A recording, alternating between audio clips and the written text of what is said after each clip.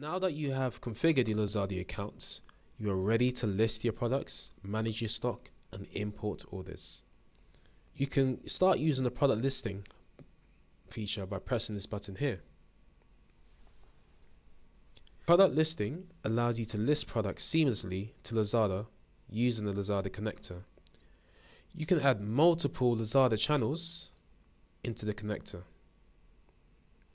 and list products to all of them using the Lazada connector for Limworks. Within a minute or so, your product listings will go live after using the product listing tool in the connector. If this takes long, it may be a temporary issue with the Lazada API. The list of items can show color codes with the status as not listed, listed, listing, and updating. These different color codes can refer to different statuses. If the item has a green status, this means that the product listing has been listed successfully. If the item has a yellow status, it means that it hasn't been listed. You will have to check the categories and the configuration options before clicking on the Create to list on the selected Lazada channel.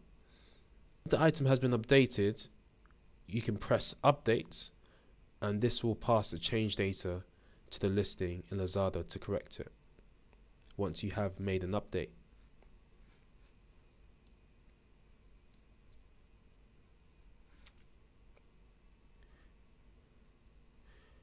If the item has a red status, then that means it's in the process of being listed or there was an error.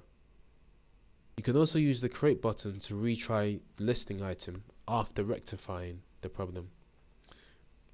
When editing listings, you can edit the item title, you can edit the retail price, and you can edit the product description by clicking on the chain button here.